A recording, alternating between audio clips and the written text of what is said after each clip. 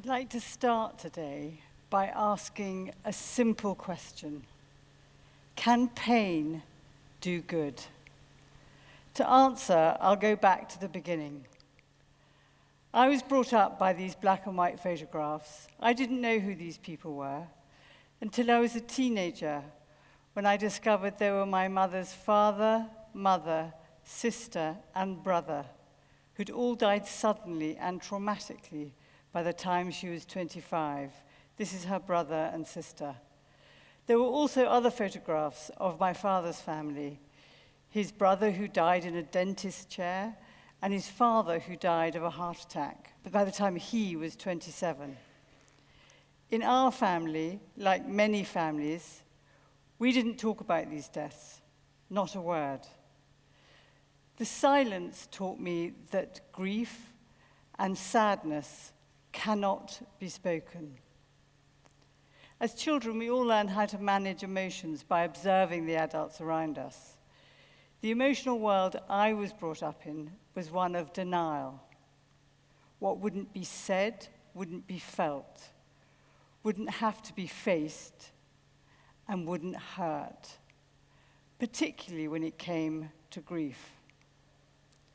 To fast forward, when I was 29, I was training to be a psychotherapist, learning by volunteering, and the first placement I got was a bereavement service. It doesn't take the analysis of a psychotherapist to see the straight line of the grief vacuum of my childhood and grief at the center of my work.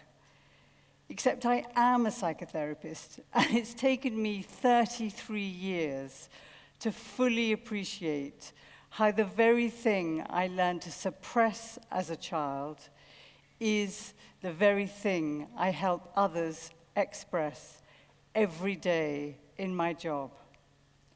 Perhaps we all give to others what we most need ourselves. I have learned some things along the way. I'm still trying to figure it out. But one of the main things that I've learned is that grief is inevitable. But we don't want to look at it. We block it. So when it does happen, we don't have the vital understanding and insight we need to be able to support ourselves. And it does happen. Take America, for example. 57% of Americans are grieving in the last 3 years. If you translate that here, that's about 600 people. And if you think 15% of all psychological disorders comes from unresolved grief, don't you think it's wise to get a little bit ready? To begin to understand how to help ourselves, we need to look at our collective assumptions around grief, which are at best limited and at worst inadequate. They describe the 5 stages. You move from one step to the next, you get over it, time heals you, and then you're done. All the cliches. It isn't that there isn't truth in aspects of this, because there is. But the simplicity of the steps sets us up to feel like we're failing, and that works against our capacity to heal and accommodate loss.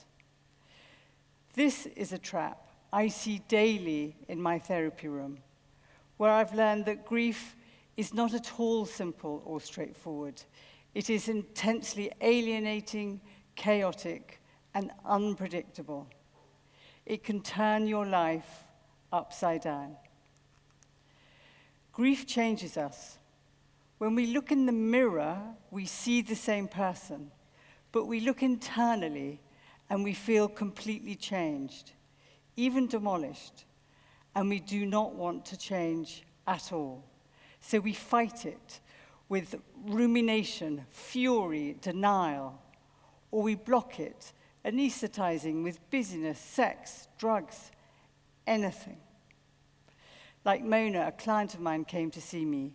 Her mum had died after a long battle with cancer, and she was suffering. She came so I could help her to stop the pain.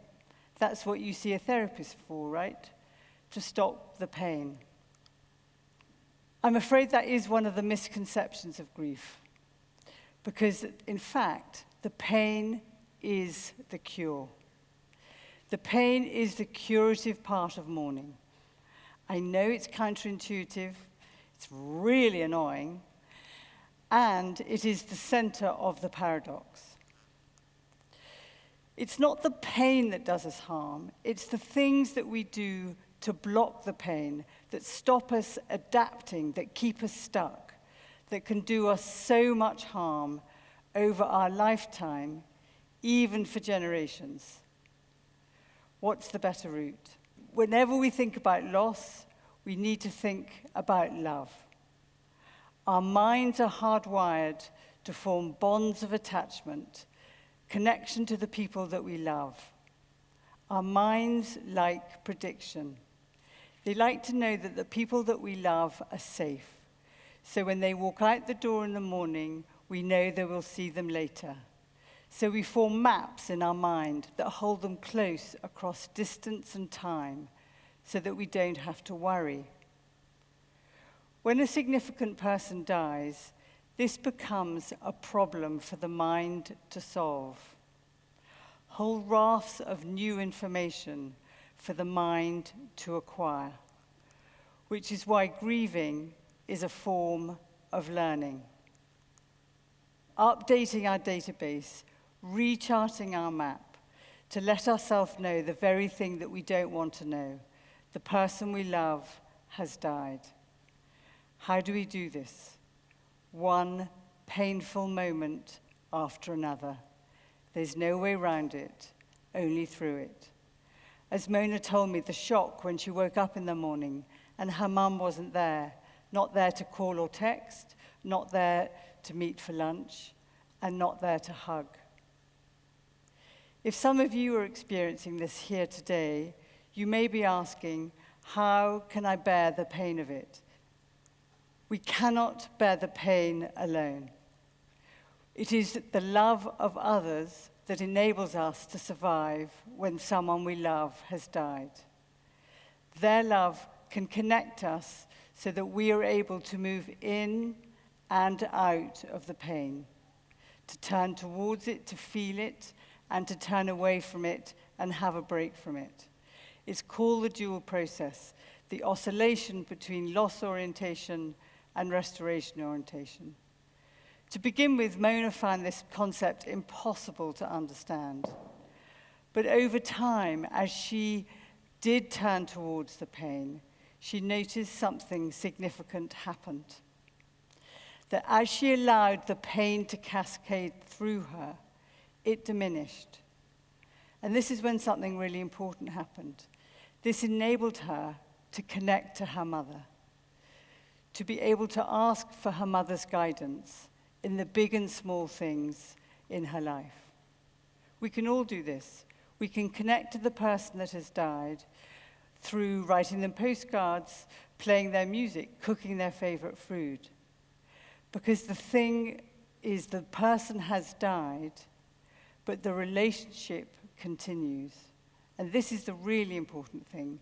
The love for that person never dies. The love continues. As Mona allowed this through her system, she recognized that she was forever changed, that her grief for her mum would be lifelong. But she accepted the paradox that the very thing she least wanted to do was the very thing she most needed to do, and that her love for her mum remained. The pain worked. This is true for all of us.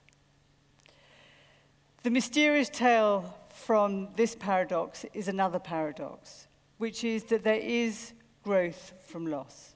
It's called post-traumatic growth. It never denies the level of the loss, but what we know is that when we have grieved and we find that what we thought would break us, we've survived, our gratitude for life deepens, and our capacity to give and receive love expands. And that is experienced as growth in potentially limitless ways. To come back full circle, as I think about those black and white photographs, my parents' silence still sits in me viscerally. They've died now, and I've had time to grieve them, but also write about them and reflect about them. And my understanding for them has deepened. My love for them has grown. So yes, when it comes to grief, if you let it, pain works. Because yes, when it comes to grief, if you let it, pain can do good.